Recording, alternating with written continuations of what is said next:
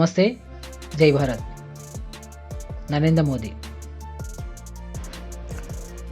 Son of Damodar Das Moolchand Das Modi గుజరాత్లోని Vadnagar మెహసానాలో 17 September 1950న జన్మించారు. ఒక దిగువ మధ్యతరగతి కుటుంబంలో జన్మించారు. తల్లిదండ్రులు దామోదర్ దాస్ మోదీ, హీరాబెన్ దంపతులకు మూడవ సంతానంగా జన్మించారు. విద్యాభ్యాసం.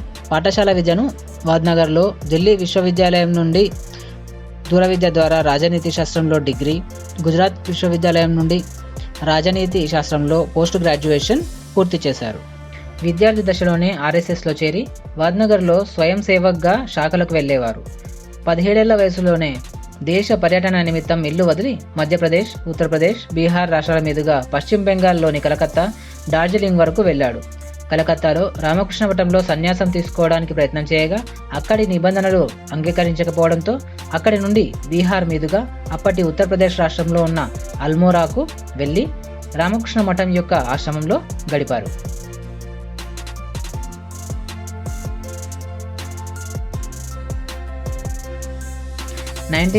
లో అహ్మదాబాద్ చేరుకొని ఆర్ఎస్ఎస్లో చేరి అతి కొద్ది కాలంలోనే కీలకమైన బాధ్యతలు చేపట్టారు. అహ్మదాబాద్లో తన మేనమామ నడుపుతున్న ఆర్టీసీ క్యాంటీన్లో పనిచేశారు. తన గురువు వకీల్ సాబ్ అనగా లక్ష్మణ్ రావు ఇనాందార్ ద్వారా తిరిగి ఆర్ఎస్ఎస్లోకి ప్రవేశించారు. 1972లో గుజరాత్ రాష్ట్రంలో విశ్వ హిందూ పరిషత్ తలపెట్టిన సాధు పరిషత్ కార్యక్రమ బాధ్యతలు, సభా కార్యక్రమాలు వకీల్ సాబ్ తరపున విజయవంతంగా నిర్వహించి ఆర్ఎస్ఎస్ పెద్దల దృష్టిలో పడ్డాడు.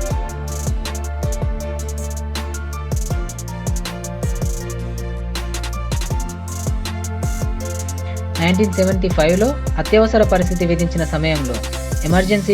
సమయంలో దేశంలోని ఆనాటి కీలకమైన జాతీయ నాయకులను సంఘ్ ప్రతినిధిగా కలవడంతో పాటుగా నాయకులను రహస్యంగా దాచిపెట్టే కార్యక్రమంలో కీలకమైన పాత్ర పోషించాడు. ఆ సమయంలోనే గుజరాత్ రాష్ట్ర సంఘ్ విద్యార్థి విభాగం ఏబీవీపీ నాయకుడిగా బాధ్యతలు చేపట్టి విద్యార్థులను విజయవంతంగా నడిపించాడు.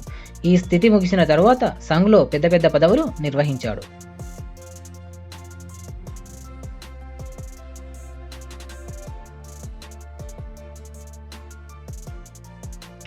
ఈ సమయంలోనే ఢిల్లీ వెళ్లి ప్రముఖ కార్మిక నాయకుడు, సంఘ్ పెద్దల్లో ఒకరైన దత్తోపంత్ థేంగ్డేకు పలు పుస్తకాల రచనలో సహాయకుడిగా పనిచేయడమే కాకుండా ఢిల్లీ రాజకీయ పరిస్థితులను ఆకలింపు చేసుకున్నాడు. పుస్తక రచన పూర్తి కాగానే గుజరాత్కు తిరిగి వచ్చి గుజరాత్ రాష్ట్ర సంఘ్ ప్రముఖగా బాధ్యతలు చేపట్టి 1986 వరకు ఆ బాధ్యతల్లో కొనసాగాడు. 1986లో ఆర్ఎస్ఎస్ నుంచి భాజపాలోకి ప్రవేశించారు.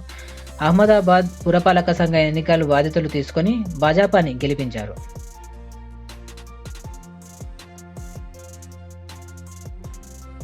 అప్పటి పార్టీ జాతీయ అధ్యక్షుడు ఎల్కే అద్వానీ ప్రోత్సాహంతో కొద్ది కాలంలోనే రాష్ట్ర బీజేపీ ప్రధాన కార్యదర్శి పదవిని చేపట్టారు.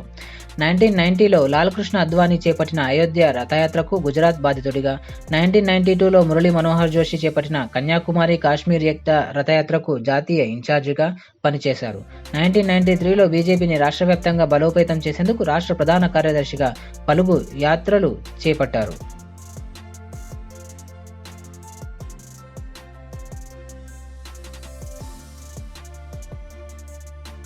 1995లో జరిగిన శాసనసభ ఎన్నికల్లో బీజేపీ రాష్ట్రంలో అధికారంలోకి రావడానికి కీలకమైన పాత్ర పోషించారు. ఈ విజయం తర్వాత అద్వానీ తదితరులు ఉత్తర భారతంలో హిమాచల్ ప్రదేశ్, పంజాబ్, హర్యానా రాష్ట్రాల ఇన్ఛార్జిగా నియమించడం జరిగింది. ఆయా రాష్ట్రాల ఇన్ఛార్జిగా పార్టీని బలోపేతం చేయడమే కాకుండా పార్టీని అధికారంలోకి తీసుకువచ్చారు. మోదీ సాధించిన విజయాలను గమనించిన ఆర్ఎస్ఎస్, బీజేపీ నాయకత్వం బీజేపీ జాతీయ కార్యదర్శి పదవిని కట్టబెట్టింది.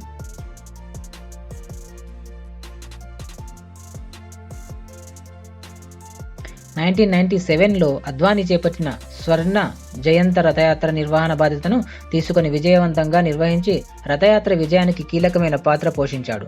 1998లో బీజేపీ పార్టీ అధ్యక్షుడిగా బాధ్యతలు చేపట్టిన ఖుష్బూ థాక్రే ప్రోద్బలంతో మోదీ బీజేపీ జాతీయ ప్రధాన కార్యదర్శిగా నియమింపబడ్డాడు. 1998-1990లలో లోక్సభ ఎన్నికలలో బీజేపీ విజయం సాధించింది. 1998లో కేశుభాయ్ పటేల్ గుజరాత్ ముఖ్యమంత్రి అవ్వడంలో కీలక పాత్ర పోషించారు.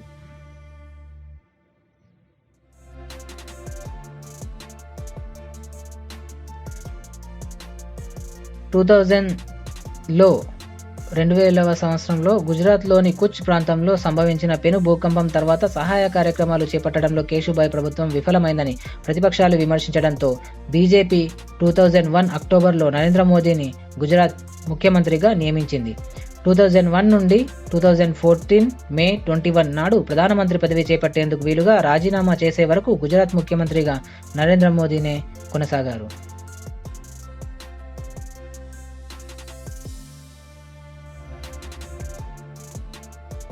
ముఖ్యమంత్రిగా బాధ్యతలు చేపట్టిన ఒక సంవత్సరంలోనే భూకంపం వల్ల నష్టపోయిన ప్రాంతాల్లో పెద్ద ఎత్తున పునరావాస కార్యక్రమాలు చేపట్టారు. 2002న గోధ్రాలో సబర్మతి ఎక్స్ప్రెస్ రైలు బోగి దహనం తర్వాత జరిగిన అల్లర్లు జరగగా దేశవ్యాప్తంగా ఆయన రాజీనామా చేయాలని విమర్శలు రావడంతో రాజీనామా సమర్పించి మళ్లీ ఎన్నికలకు సిద్ధమయ్యారు.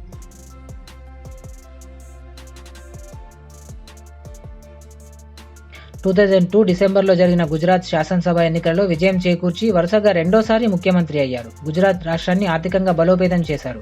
2007 డిసెంబర్లో జరిగిన గుజరాత్ శాసనసభ ఎన్నికలు దేశవ్యాప్తంగా ఆకర్షించాయి. వరుసగా మూడో పర్యాయం 182 స్థానాలకు గాను 117 స్థానాలు పొందడం విశేషం. 2012 గుజరాత్ శాసనసభ ఎన్నికలలో మోదీ నాయకత్వంలోని బీజేపీ సునాయాస విజయాన్ని నమోదు చేసింది.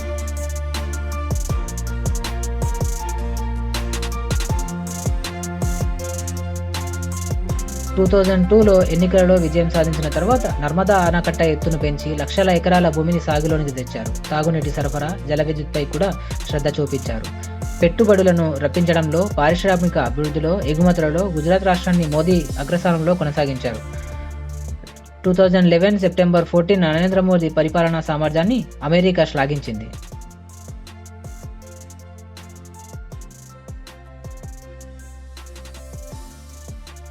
నాలుగవసారి గుజరాత్ ముఖ్యమంత్రి పీఠాన్ని ఎక్కిన నరేంద్ర మోదీ దేశ ప్రజల దృష్టిని ఆకర్షించారు.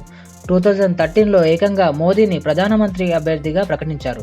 2014 సార్వత్రిక ఎన్నికలలో బీజేపీ నాయకత్వంలోని ఎన్డీఏ మోదీ ప్రభావంతో గణనీయమైన స్థానాలు సాధించింది. మోదీ వడోదరా నుండి విజయం సాధించడమే కాకుండా వారణాసిలో కూడా భారీ మెజారిటీతో గెలుపొందారు.